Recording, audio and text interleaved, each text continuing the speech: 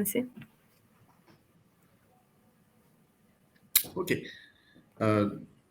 Donc bonjour à toutes et à tous. Bienvenue sur ce webinaire qui durera 30 minutes intitulé Business Angels mode d'emploi. L'objectif étant de vous présenter un petit peu l'écosystème des Business Angels et puis un retour de témoignage d'un entrepreneur qui a été financé, qui est en cours d'accompagnement, donc Émeric ici présent, qui se présentera tout à l'heure, par les Business Angels. Et moi-même, je me présente, je suis Benjamin Bréhin, je suis le délégué général de France Angels, la Fédération nationale des Business Angels. Avant de commencer, si vous avez des questions, n'hésitez pas à les mettre dans le chat. On essaiera de les centraliser. Et nous, ce qu'on souhaite, ce qu'on a pensé, c'est de faire 20 minutes d'intervention et 10 minutes d'échange questions-réponses avec vous par la suite. Donc, n'hésitez surtout pas. Sans plus attendre, moi, je vais vous présenter comment est structuré l'écosystème en France des Business Angels. Mais avant tout, c'est aussi de bien comprendre à quel niveau ils interviennent. Les Business Angels, en fait, sont là pour accompagner le décollage de startups, d'entreprises innovantes à fort potentiel de croissance, et au moment de leur naissance. C'est-à-dire, généralement, au moment où ils ont fait leur preuve de concept, ils ont déjà des premiers retours métriques marché, que ce soit du chiffre d'affaires, que ce soit des conventions de distribution, de partenariat ou des data, des métriques, des utilisateurs pour les plateformes digitales, par exemple. Et on intervient en fait en capital sur une levée de fonds comprise entre 100 000 et 1,5 million généralement. Sachant qu'il y a différents acteurs sur la chaîne de financement que vous voyez qui sont présents pour accompagner les entrepreneurs, et on travaille tous en interconnexion afin de faciliter l'accompagnement, le financement et la réussite des projets entrepreneuriaux que vous pouvez porter, ou que les entrepreneurs portent. Alors, qu'est-ce Business Angels, un Business Angels, en fait, c'est avant tout un individu, une personne physique qui va investir une partie de son patrimoine personnel dans le capital, donc dans les projets de start-up, et ceci de manière minoritaire. C'est important de le savoir, on n'est pas là pour prendre le contrôle de l'entreprise et encore moins de la gérer à la place de l'entrepreneur ou de l'équipe entrepreneuriale qui porte le projet. Et notre ADN, réellement, ce qui nous différencie en fait des autres acteurs de l'investissement, c'est toute la partie accompagnement. Notre souhait lorsqu'on investit, c'est de s'investir au sein de l'entreprise et par la suite, c'est effectivement de pouvoir apporter nos expertises, nos compétences et notre réseau relationnel auprès de l'entrepreneur. Mais ça, on y reviendra aussi tout à l'heure avec Émeric qui nous expliquera un petit peu comment c'est organisé au sein de son entreprise. Qu'est-ce qu'une idée innovante? En fait, une idée innovante, c'est quelque chose qui est différent par rapport à ce qui existe sur le marché. Ça peut être une innovation de rupture. Donc là, on invente une nouvelle innovation. Ça peut être une innovation de process également, ou une innovation d'usage. On y reviendra si vous le souhaitez. Comment sont organisés les Business Angels au sein de la fédération? La plupart des Business Angels au sein de la fédération sont constitués en réseau. Il y a 5500 Business Angels dans les réseaux fédérés par France Angels. Sont soit des associations où les Business Angels investissent en commun, mais de manière directe.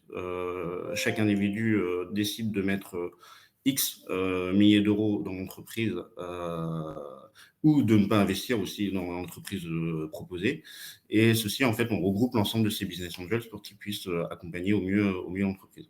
Ils sont également organisés sous forme de SIBA, Société d'investissement de Business Angels, qui sont en fait des holdings dans lesquels les business angels mutualisent leur patrimoine disponible à être investi, et c'est cette holding qui va investir par la suite dans le projet en question.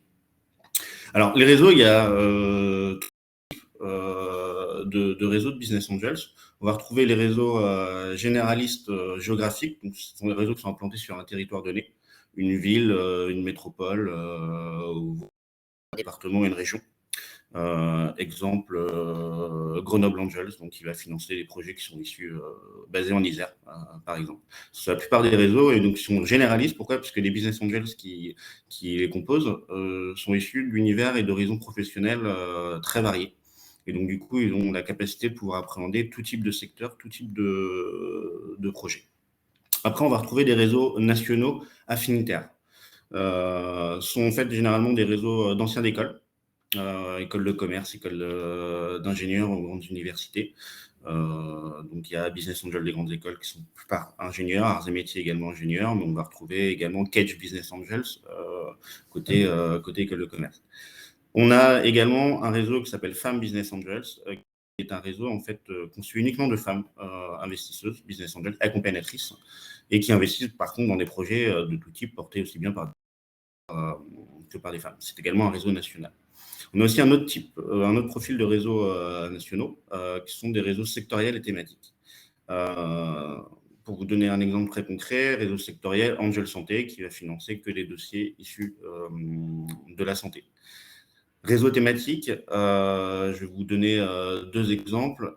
Mare Angels, qui est dédié effectivement à l'investissement, à l'accompagnement de l'innovation dans l'économie maritime, et qui va pouvoir accompagner des projets qui sont issus de l'économie bleue, et donc ça peut avoir des secteurs qu'on va retrouver, la santé, l'agroalimentaire, le développement durable évidemment, le digital, l'industrie également. Et l'autre, c'est par exemple Défense Angels, qui est dédié à la souveraineté et donc du coup à l'investissement dans tout ce qui est innovation de la défense dans tous ces composantes.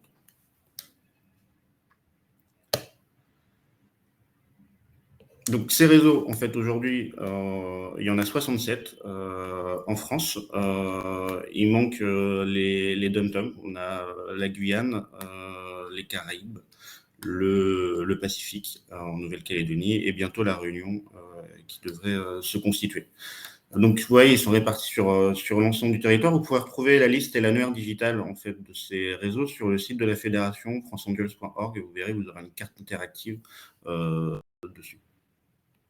Enfin, avant d'échanger avec Émeric et de passer du temps aussi pour répondre à vos questions, je voulais vous présenter, ça permettra de rebondir et d'échanger avec Émeric également, le processus d'investissement au sein d'un réseau. Comment ça se passe? En fait, c'est un principe d'entonnoir, tout simplement. Donc, il y a le sourcing, ce sont les dossiers entrants ou qu'on va chercher sur différents types d'événements comme Big aujourd'hui, par exemple. Sachant qu'au passage, si vous êtes présent sur Big à l'hôtel Accor Arena, vous avez place des rendez-vous, 18 réseaux de business angels qui sont présents pour pouvoir faire des entretiens avec les entrepreneurs. Une fois qu'on a le dossier, on fait une présélection. On fait une présélection par rapport à nos affinités. Par exemple, si je suis un réseau territorial et que le dossier n'est pas dans ma région, je ne vais pas le regarder et je vais l'envoyer vers mes petits camarades de la région donnée. Présélection aussi sur les montants cherchés. Si vous cherchez 5 millions d'euros, ça va être un peu compliqué pour nous. Et puis une présélection aussi sur une hypothèse de réussite et de faisabilité du projet, de son innovation. Par la suite, en fait, une fois que vous êtes présélectionné, vous avez une phase de pitch.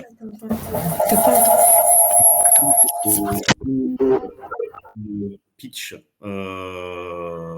auprès des membres du réseau en question. Suivi d'un échange questions-réponses, évidemment. C'est variable au niveau du temps en fonction des réseaux, en fonction du volume de dossiers qu'ils ont à présenter en pitch également. Puis, si vous avez pu convaincre, on va former en fait un pool d'instructeurs, 2-3 business angels qui connaissent le secteur, qui ont du temps, qui vont rentrer en instruction avec vous, avec les entrepreneurs. Donc là, en fait, c'est une session de réunion qui dure entre 1 et 2 mois pour voir, on va rentrer dans le concret, on va commencer à accompagner, on va challenger de manière bienveillante, évidemment, le dossier. Et on va essayer de voir toutes les composantes du dossier. Est-ce qu'elles sont toutes bien réunies? Est-ce que les besoins de financement ont été bien évalués ou surévalués? Et puis, voir au niveau de la stratégie de développement, est-ce que c'est bien la bonne? Comment on peut aider? Une fois que cette instruction est finalisée, il y a un rapport qui est émis par les instructeurs en question et on repasse ce dossier en séance plénière, donc une nouvelle présentation devant les plus longue cette fois-ci, entre 20 et 30 minutes. Et là-dessus, l'objectif de l'entrepreneur, c'est de pouvoir séduire un maximum de business angels pour qu'ils décident à investir dans votre projet. La phase closing, c'est toute la phase juridique, administrative. Donc, du coup, le pacte d'actionnaires, qui est un peu le contrat de mariage qui va nous lier pendant 5 à 7 ans, ce qui est en fait le suivi qu'on met en place auprès de l'entrepreneur. Mais ça, Émeric reviendra là-dessus pour expliquer un cas concret. Toute cette phase entre la rédaction du dossier au sein d'un réseau et le closing dure entre 3 et 5 mois en fonction de la complexité du dossier, en fonction des montants cherchés. Plus les montants sont importants, plus ça va être potentiellement un peu plus long pour pouvoir réunir toute la somme demandée. Voilà ce que je pouvais vous dire de mon côté sur une présentation assez rapide mais globale de l'organisation des écosystèmes des business angels en France. Alors, je sais si quelqu'un au niveau de BPI peut effectivement m'aider à supprimer le partage d'écran, ce sera peut-être plus simple pour échanger. Émeric, du coup, est-ce que tu peux te présenter et présenter en fait dans un premier temps, s'il te plaît?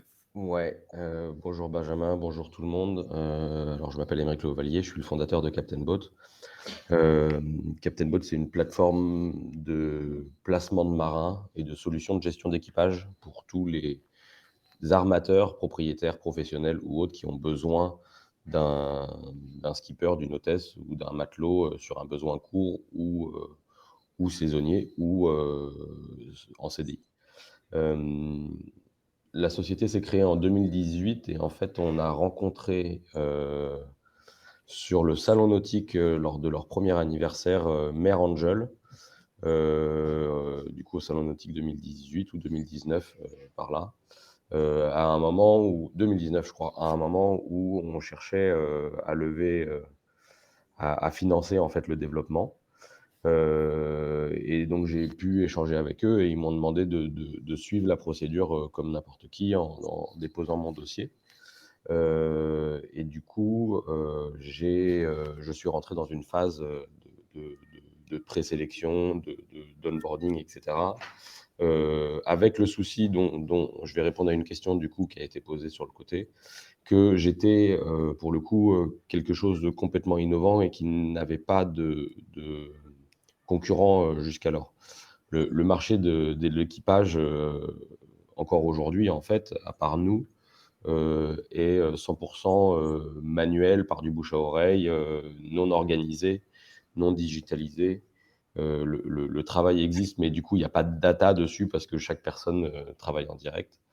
Et donc c'est aussi accessible à des sociétés qui sont innovantes et qui n'ont pas encore beaucoup de data. Maintenant, il faut aller essayer de la créer, la data, pour prouver qu'il y a un marché et pardon, et montrer que il peut y avoir une traction et que notre société répond à un besoin sur le terrain. Voilà, Benjamin, je ne sais pas si Ouais, merci Nick. En fait, effectivement, en plus, tu connais un peu le dossier. Et je voulais savoir, en fait, du coup, le processus que j'ai présenté et qui est encore en fait affiché là, l'objectif aussi, c'est de vraiment parler réel et aussi sans langue de bois. Voilà, comment tu l'as vécu de ton côté? Qu'est-ce que ça a pu t'apporter, alors notamment sur la phase d'instruction, par exemple? ouais, alors le sourcing, le fait de on m'a une suite à ma rencontre, on m'a demandé de charger mon dossier sur une plateforme. Alors je sais que ça évolue. À l'époque, c'était une certaine plateforme qui peut paraître, enfin en tout cas qui pouvait paraître un peu fastidieuse dans la démarche, mais parce qu'on doit remplir les documents d'une certaine manière alors qu'on a tous des présentations qui correspondent pas forcément.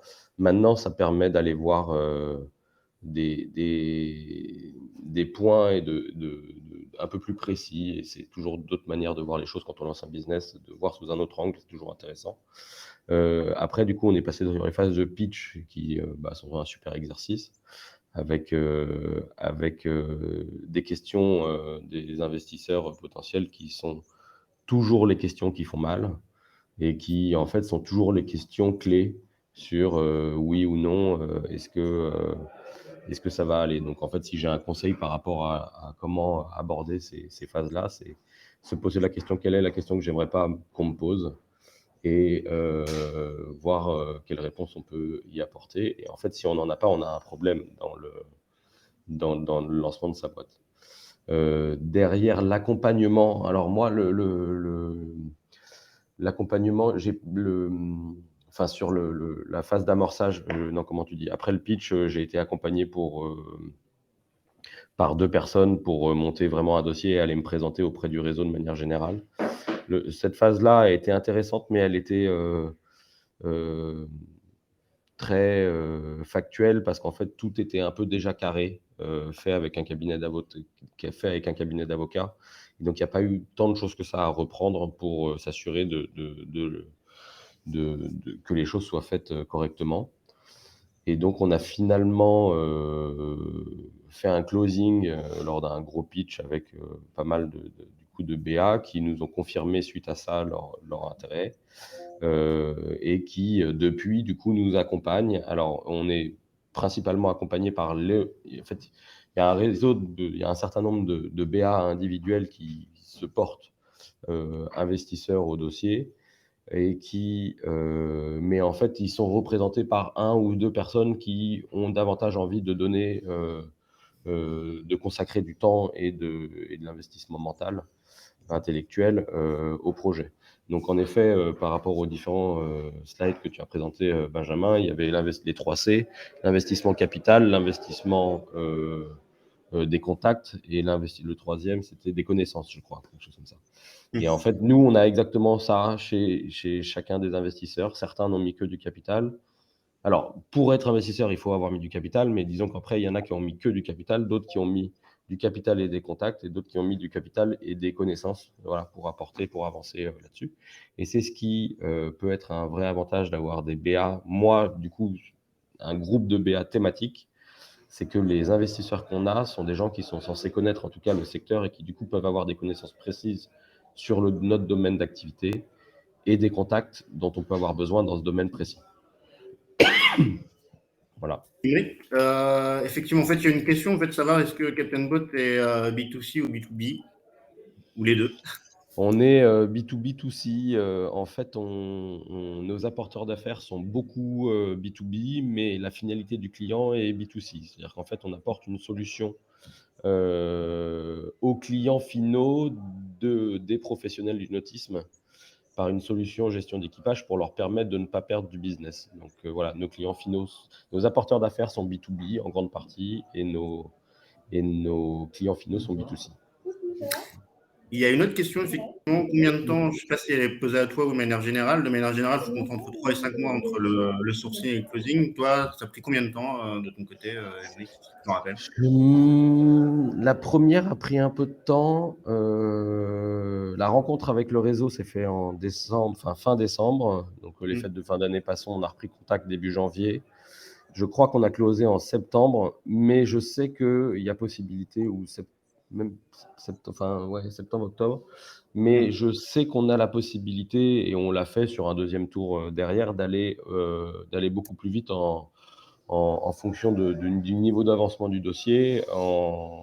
Entre 1 mois et demi et 3 mois, on peut, si on est rapide et que le besoin est là, accélérer les choses. Maintenant, je déconseille d'aller voir des BA quand on a le couteau sous la gorge, c'est-à-dire qu'il vaut mieux avoir le temps de faire sa levée et pour pouvoir avancer que de devoir faire les choses rapidement parce qu'on n'a plus de sous dans 3 mois, quoi. Il faut plutôt anticiper que faire ça en rush. Voilà. D'accord. Et du coup, effectivement, moi j'avais deux petites questions. Il y en a encore une autre qui vient d'arriver. Combien tu as de personnes de capital aujourd'hui, en moyenne, enfin un chiffre global? Et est-ce que c'est un problème pour toi en termes d'organisation? J'ai 30 personnes au capital, enfin un chiffre pas loin de ça. C'est pas un problème au niveau organisation, mais c'est un sujet que je réfléchis. Les plus petits qui en ont investi que au niveau du capital pour filer un coup de main ou au love money initial, je réfléchis aujourd'hui à une manière de les racheter pour pouvoir réduire ce nombre d'investisseurs. Voilà, j'aimerais garder avec moi que les investisseurs actifs, on va dire, actifs soit en apport de connaissances et en accompagnement, soit actifs en capacité de suivre lorsqu'on a besoin de nouveau de financement, comme c'est le cas aujourd'hui, qui j'espère sera la dernière, mais qui, voilà, d'avoir enfin, en fait, un investisseur, entre guillemets, connaisseur, investi est un investisseur qui sait que Une entreprise, elle a des hauts et des bas. Nous, on a traversé le Covid. Donc, en fait, on a eu 1 an et demi d'activité à zéro dans le tourisme. Et donc, le prévisionnel de trésorerie initial n'est pas celui qui s'est maintenu. Et donc, il y a un sujet de délai pour atteindre l'équilibre comme on l'avait initialement prévu, qui nous demande de faire une nouvelle augmentation de capital aujourd'hui, qui, je l'espère, sera la dernière. Enfin, voilà. Effectivement, tu as dû faire ce qu'on appelle dans notre jargon Un un bridge. bridge, relever des fonds un petit peu, enfin, pas en urgence, mais avec anticipation. Voilà. Et Mais en fait, les business angels sont des investisseurs qui connaissent ça, là où des love money savent un peu moins. Et en fait, les business angels vont être plus aptes, en fait, en connaissance, ils anticipent ce genre de soucis. Et donc, en fait, sont capables de remettre sur ces bridges-là, là où certaines personnes qui sont venues initialement au tout départ ne sont pas forcément capables de continuer. Voilà. du coup, effectivement, c'est lié en fait dans l'accompagnement dans la durée, donc il est aussi bien Voilà. financier que compétences Et et en contact. externe. Ouais, en contact également. D'ailleurs, en termes d'accompagnement, est-ce que tu peux nous dire comment est structuré ton accompagnement, le comité stratégique, etc. Comment c'est les différents profils de business angels sont groupés et qu'est-ce qu'ils t'apportent aujourd'hui? Je fais un retour KPI tous les mois, non, pardon, tous les trimestres Ouais. à mes investisseurs. Enfin, en fait, que moi je fais tous les mois, mais que je transmets tous les trimestres aux investisseurs. Et on se fait 2 fois par an un conseil stratégique avec eux, sur lequel, donc ça, c'est les gros points. Et en fait, après, en fonction de sujets précis, j'appelle les investisseurs qui me semblent pertinents pour répondre à des problèmes. Benjamin, qui est là, je fais énormément appel à lui parce que les business angels sont très proches de tout ce qui est BPI, etc., pour tous les dossiers administratifs et accompagnement, voilà, BPI, levée de fonds, comment on organise tout ça, tout ce qui est non dilutif, tout ce qui est possible d'être fait autre que, enfin voilà, toutes les autres solutions. J'ai d'autres investisseurs qui sont très actifs au niveau maritime et qui du coup peuvent m'ouvrir des portes quand on a des problèmes réglementaires, d'autres investisseurs qui sont indépendants et qui ont rencontré les mêmes problèmes RH qu'on peut rencontrer, ou d'autres investisseurs qui sont patrons d'entreprises avec plusieurs salariés. Voilà. Donc, Ouais, sur la stratégie, etc. j'essaye de faire appel à. Voilà, on fait des points globaux à différents moments de l'année, mais voilà, après, j'hésite pas à appeler les uns et les autres sur des problèmes précis, un peu quand j'en ai besoin. D'accord. Il y avait une question. Tac, tac. Ok. Il y avait aussi effectivement une question sur le côté l'apport de ton avocat sur le sujet que tu as abordé, qui te suit, je crois, toujours encore, mais pas uniquement pour des questions de closing. Il m'accompagne sur tous les points réglementaires qui évoluent dans une société. On part avec une première vision de la société, puis on se rend compte que les besoins est peut-être un peu plus large, avec des problématiques réglementaires qu'on n'avait pas forcément étudiées. Donc moi, mon cabinet d'avocat au départ, j'avais fait appel à lui parce que Captain Boat est une plateforme réglementaire, donc j'avais besoin d'être légitime sur ma connaissance de la réglementation. Il se trouve que du coup, tous les pactes d'associés, enfin voilà, tous les aspects juridiques de la société, c'est eux qui s'en occupent. Et qui du coup continue à avancer sur des dossiers quand j'ai besoin de faire des points sur la réglementation sur certains aspects pour pouvoir attaquer de nouveaux marchés. Je Est-ce que tu es une me légale? serais conseillé de faire appel à un cabinet d'avocats, c'est quand même plus structurant quand même. Je vois une question qui me parle un peu, la phase de valorisation d'une startup amorçage qui n'a pas de point de comparaison en termes de concurrence. C'est un vrai sujet. En fait, ma réponse, elle vaut ce qu'elle vaut. Il y a deux choses. Il faut, définir de combien vous avez besoin pour atteindre votre niveau de breakout, enfin, votre niveau d'équilibre. Et voir si, et du coup, se dire que il ne faut pas se diluer normalement sur une première attaque de fonds. à plus de 30 ou 40% au max du capital de la société. Donc en fait, le montant dont vous avez besoin doit correspondre à 30 ou 40% du montant du capital de la valorisation globale de la société. Ça, c'est la première chose. Et deux, après, il faut voir, pour voir si c'est cohérent, parce qu'on ne peut pas dire j'ai besoin j'ai besoin d'un million si la société, in fine, ne vaudra jamais un million. Il faut mettre en comparaison avec, voilà, cet argent que vous cherchez à lever sur votre plan de trésorerie à 3 ans. Elle vous permet d'amener, ou à 5 ans, mais pas forcément plus que 5 ans, enfin voilà, max à 5 ans. Euh, euh, Qu'est-ce qu'elle vous permet d'amener en excédent brut d'exploitation? Et après, on fait une valorisation simple avec un EBITDA et et le multiple qui correspond à votre secteur. Nous, on est en tech, donc on est entre 7 et x7 et x9 de l'EBITDA. Est-ce que la valorisation qu'on prévoit sur quelque chose d'assez prudent à 3 ou 5 ans en multiple d'EBITDA est une valorisation qui est au moins, je sais pas moi, 2, 3, 4 fois supérieure à celle dont on a besoin pour faire cette augmentation de capital à 30%. Si je mets en exemple, si aujourd'hui mon besoin de trésorerie fait que ma société vaut 1 million, donc j'ai besoin de 300 000, ma société, du coup, je dis que je ne veux pas valoriser ma société moins d'1 million. Si à 5 ans, ma société, je ne suis pas capable de lui dire qu'elle vaudra 5, enfin, ou 4 ou 5, c'est un peu difficile de valoriser 1 million. Voilà, donc il faut que ça soit cohérent. Voilà. Après, c'est...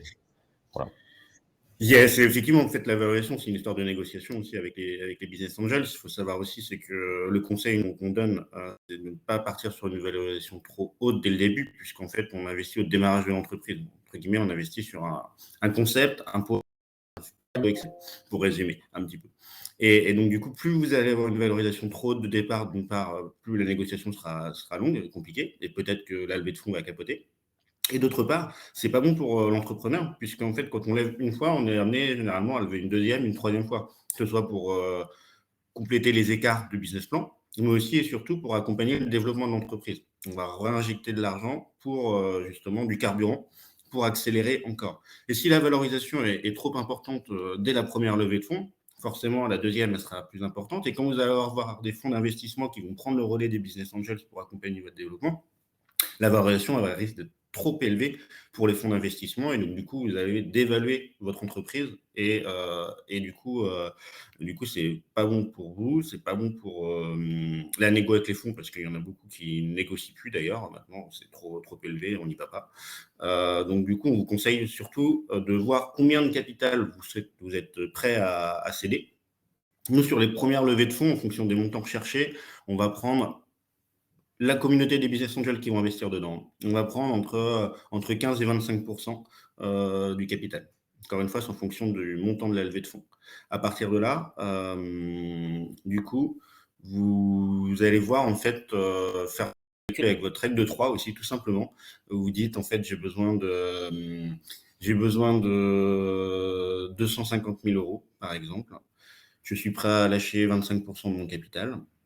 Bien, du coup, en fait, vous faites une règle de 3 et ce qui fait que du coup, votre valorisation pré-monnaie avant investissement fera 750 000 euros. Votre valorisation post-monnaie, donc après investissement des 250 000 euros des business angels, vaudra 1 million, ce qui représente 25% du capital. Je ne sais pas si j'ai été clair là-dessus. Alors, les BSA et les BSAR. BSAR, c'est pas encore trop répandu au sein des business angels. Pourquoi? Parce que le BSAR, en fait, on va investir et on fait et on sera valorisé lors de la prochaine levée de fonds. Donc, en fait, le pari est encore un peu plus risqué. Par contre, les BSA, on les utilise effectivement pour justement lorsqu'on fait, ou des obligations convertibles, lorsqu'on fait des opérations de bridge. Donc, du coup, on remet de l'argent pour renflouer la trésorerie de l'entreprise, ce qui évite de trop diluer également dans les médias l'entrepreneur lorsqu'on réinvestit alors que ce n'était pas prévu. Donc voilà, il faut savoir, c'est on investit avant tout en capital sur la première ouverture de capital du projet. Et par la suite, effectivement, on utilise différents mécanismes d'investissement. Alors, est-ce qu'on a rencontré des clauses de non-dilution? En fait, effectivement, on utilise différents types de clauses, notamment lorsque la négociation sur la valorisation, elle est un peu compliquée. Donc, du coup, on utilise des clauses, je ne vais pas rentrer dans le détail, mais il y a des clauses ratchet, par exemple, ou autres. Donc, il y a des clauses de relution et des clauses de dilution. Par exemple, une clause de relution, c'est lorsque l'entrepreneur a du mal à lâcher sur le prix de la valorisation. On nous dit, OK, on part sur votre valorisation qui nous paraît élevée, mais on y met des objectifs, ce qu'on appelle des... Donc, c'est-à-dire qu'à 18 mois, il faut que, comme vous dites, d'euros de chiffre d'affaires, vous devez être à tant d'euros de chiffre d'affaires. Si vous ne l'êtes pas, du coup, on reprend des parts de capital. Une clause de dilution. Une clause de relution, c'est l'inverse. C'est-à-dire qu'on dit qu'on part sur la valorisation qui est estimée correcte par les business angels et en fonction de l'atteinte des objectifs que l'entrepreneur a fixés en commun accord avec nous, et bien du coup, on va le redonner des parts de capital. Voilà, il est 10h45, je crois que nous avons écoulé le temps imparti. Aussi, je pense, 1 ou 2 minutes si vous avez encore d'autres questions.